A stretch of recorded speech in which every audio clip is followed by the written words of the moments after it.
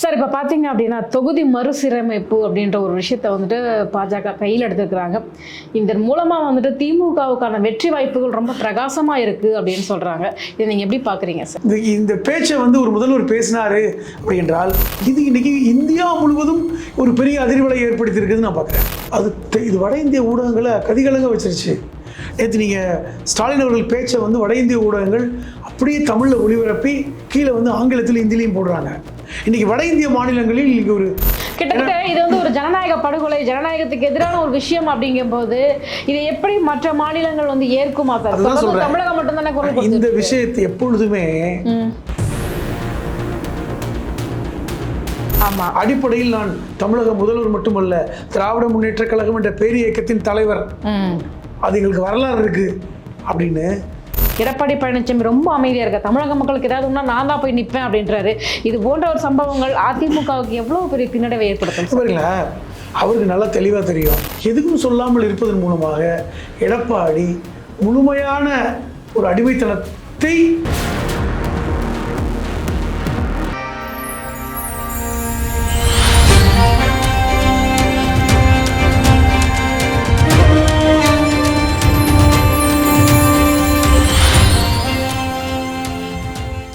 நேர்களுக்கு வணக்கம். இன்றைய நேர்காணலில் நம்மோடு இணைந்திருக்கிறார் எழுத்தாளர் புதுமடம் ஹலீம் அவர்கள். வாருங்கள் பேசுவோம். வணக்கம் சார்.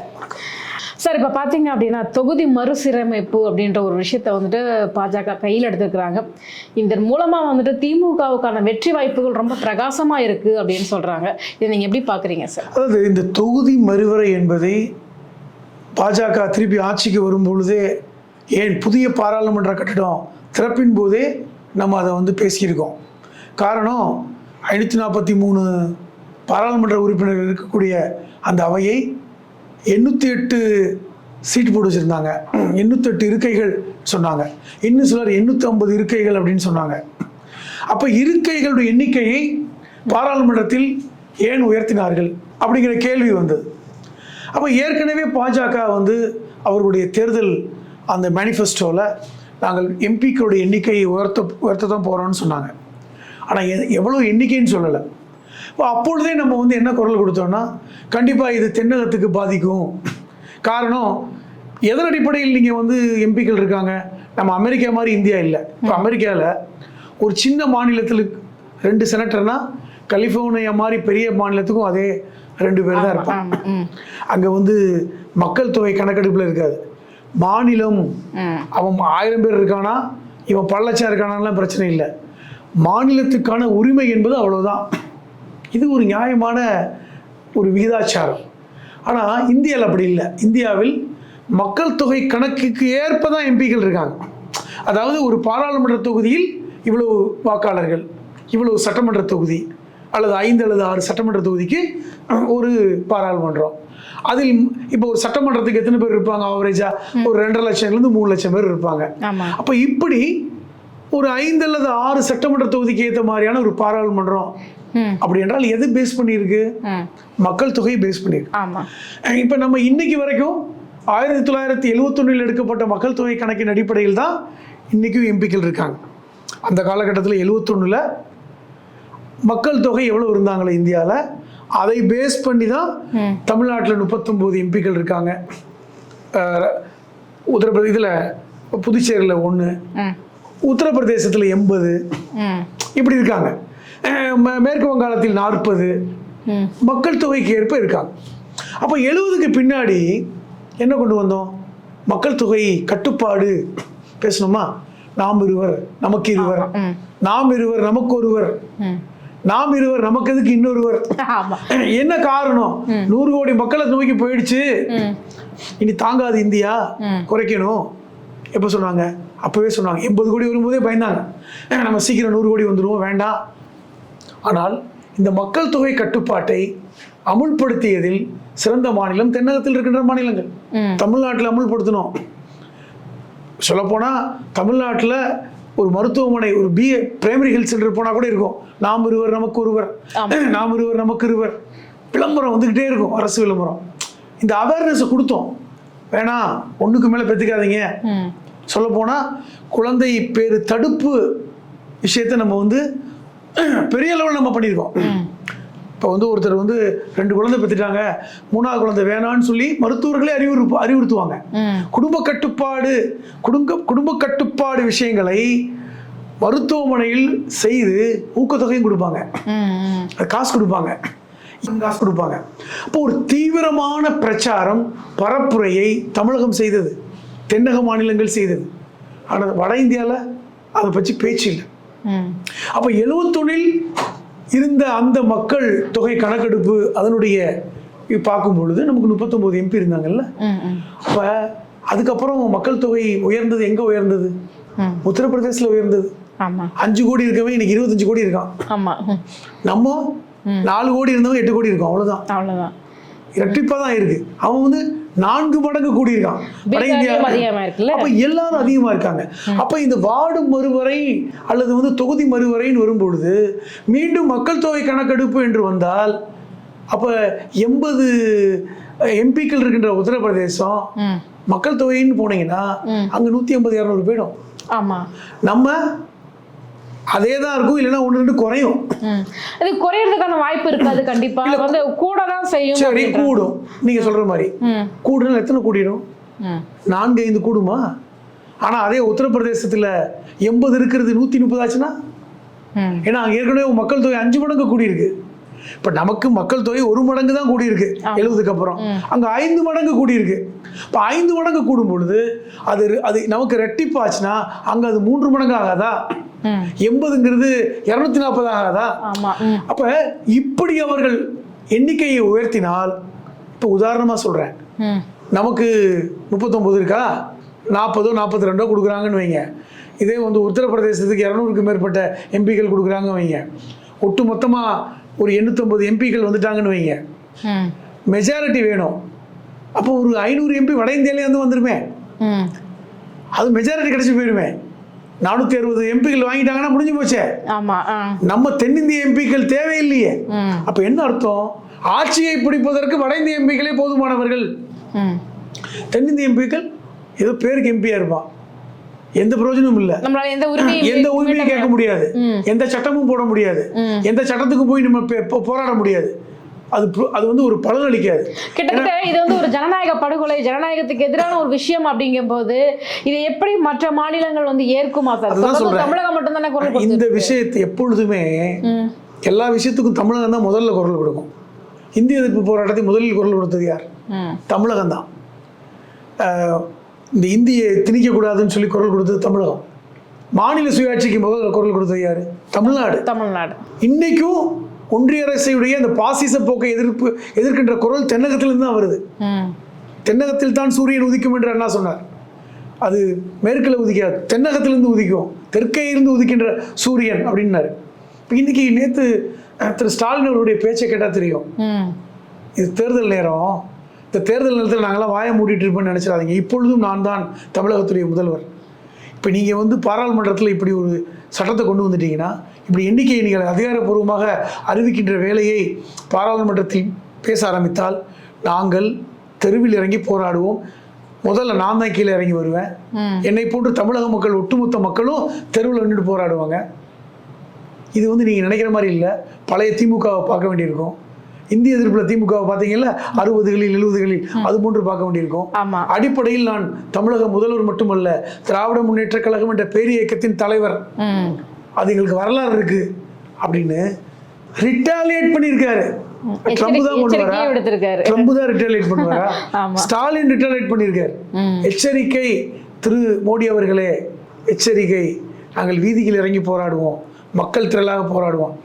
ஆனால் என்ன சொல்றாங்க சிலர், பாஜகவை சேர்ந்த அண்ணாமலை போன்றவர்கள் என்ன சொல்றாங்கன்னா, இது ஒன்று மக்கள் தொகை கணக்கெடுப்பு அடிப்படையில் அவங்க வந்து பண்ண மாட்டாங்க, அப்படி பண்ண மாட்டாங்க, அப்படி பண்ணால் நானே எதிர்ப்பேன், அது தவறுன்னு அவருக்கு தெரியுது. இது வந்து ரெட்டிப்பாக்குறாங்க. உதாரணம், இப்போ இங்க 39 பேர் இருந்தாங்கன்னா தமிழ்நாட்டுக்கு 80 MPக்கள் இருப்பாங்க. உத்தரப்பிரதேசத்துல 80 பேர்னா 170 இருப்பாங்க. இது என்ன பாதிப்பை ஏற்படுத்தும்? நான் என்ன கேட்குறேன், எதுக்கு ரெட்டிப்பாக்கணும்? அப்படி ரெட்டிப்பானா அது பிரச்சனை இல்லை. நீங்க சொல்ற மாதிரி இருக்கிறவர்களே அப்படியே ரெட்டிப்பாக்குங்க அப்படின்னா அது 800 வந்துடும். அதுனா அப்படின்னா பிரச்சனை இல்லை. காரணம், எல்லா இடத்துலையும் அந்த எண்ணிக்கை அளவு சரிதான், ரேஷியோ மாறாது. நான் என்ன கேட்குறேன், இந்த அளவை எதற்கு மாற்ற வேண்டும்? அப்படிங்கிற கேள்வி. அப்போ வந்து ஒரு பாராளுமன்ற உறுப்பினர் வந்து பாராளுமன்றத்தை அது வந்து ஃபண்டை கொடுக்க முடியல, அல்லது வந்து ஒரு நிர்வாக சீர்கேடுக்காக வருது, உடைச்சு பேசுங்க. நீங்க இதை கூட நீங்க இப்போ அண்ணாமலை சொல்வதை ஏன் மோடி சொல்லலை? நாங்கள் வெறும் எண்ணிக்கையை வந்து அப்படியே தான் கூட்டுறோம், மக்கள் தொகை அடிப்படையில் அல்ல.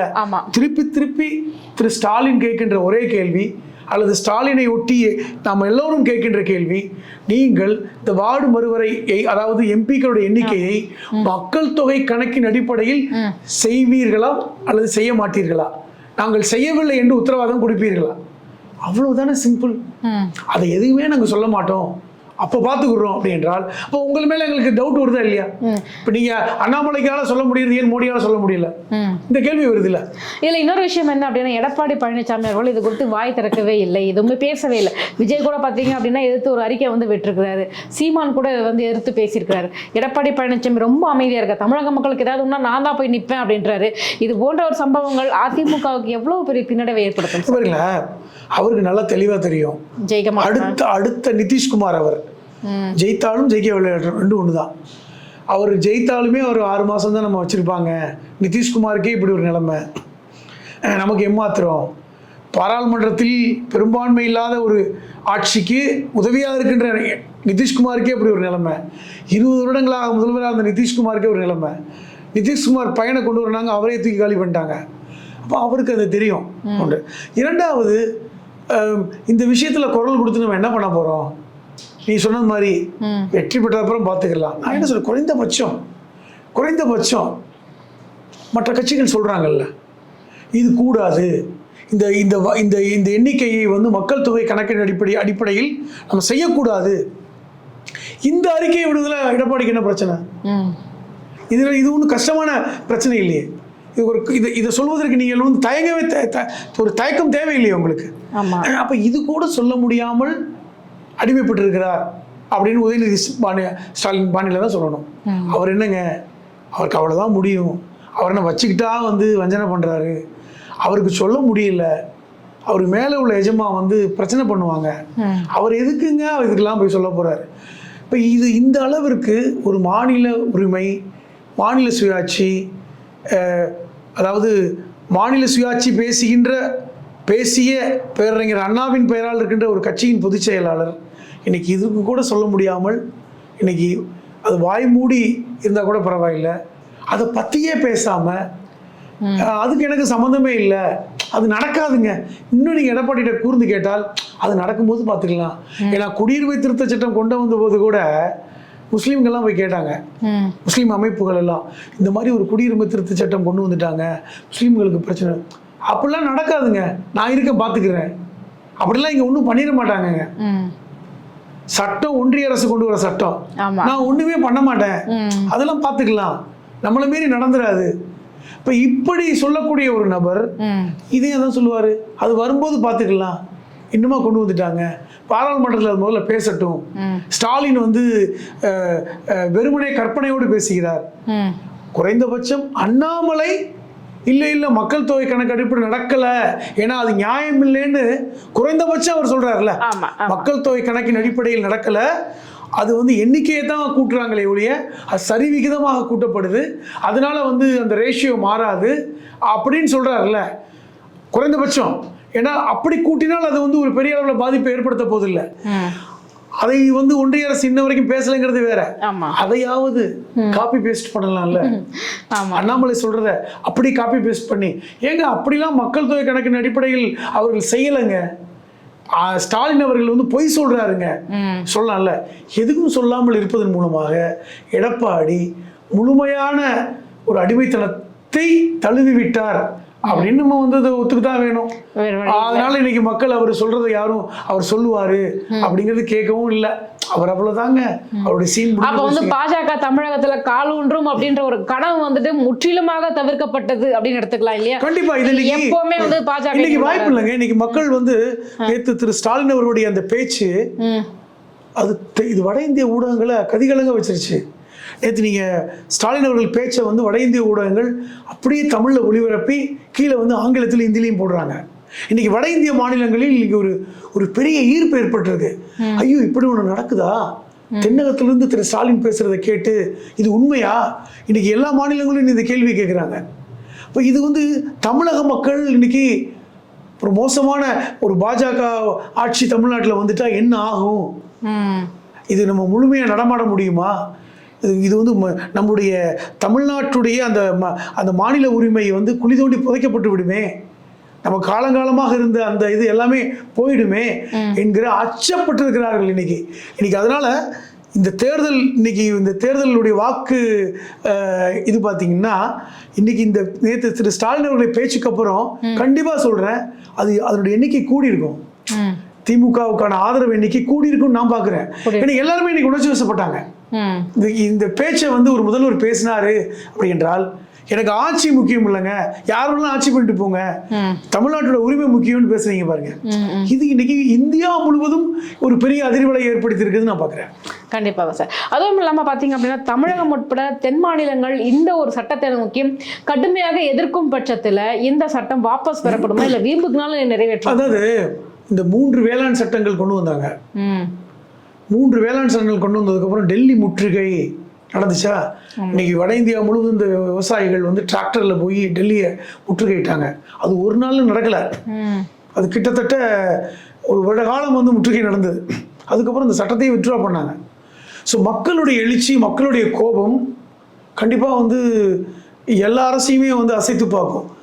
ஏன் வந்து இந்த தமிழ்நாட்டிலே ஜல்லிக்கட்டுக்குன்னு ஒரு சட்டம் கொண்டு வந்தாங்கல்ல, அது எவ்வளவு பெரிய போராட்டத்தை மெரினா கடற்கரையில் ஏற்படுத்தி தமிழகம் முழுவதும் தமிழக மக்கள் திரண்டாங்கல்ல. கடைசியில் அந்த சட்டம் நிறைவேற்றப்படலை. இல்லை, மக்களுடைய திரட்சி எப்பொழுதுமே மக்களுடைய எழுச்சி, தன்னிச்சையாக எழுகின்ற அந்த எழுச்சிக்கு அரசு பணிஞ்சிடும். வரலாறு அதுதான். அதைத்தான் திரு ஸ்டாலின் அவர்கள் அறைகோல் விட்டுருக்காங்க. நம்ம தேர்தல் நடக்கல, அதுக்கு முன்னாடி இப்படி கொண்டு வந்துட்டா மக்கள் தன்னிச்சையாக எழுந்து வரணும், எழுந்து போராடணும், அந்த சட்டத்தை கொண்டு வரக்கூடாது, தமிழகத்திலிருந்து அந்த குரல் ஒலிக்கணும், தென்னகத்திலிருந்து உதிக்கின்ற சூரியன் இந்தியா முழுவதும் பிரகாசிக்கணுங்கிற அந்த அர்த்தத்தில் சொன்னார் பாருங்க. அது நிதர்சனம். அப்படி ஒரு திரள் ஏற்பட்டால், அப்படி ஒரு மக்கள் எழுச்சி ஏற்பட்டால் இந்த சட்டம் வந்து கொண்டு வரவே முடியாது. அது ஒன்றிய பாஜக அரசு அதை பார்த்து அஞ்சிவிடும் என்பதுதான் என்னுடைய கருத்து. ஓகே சார், எங்கள் கேள்விகளுக்கு ரொம்ப சிறப்பான பதில் சொன்னீங்க சார், ரொம்ப நன்றி.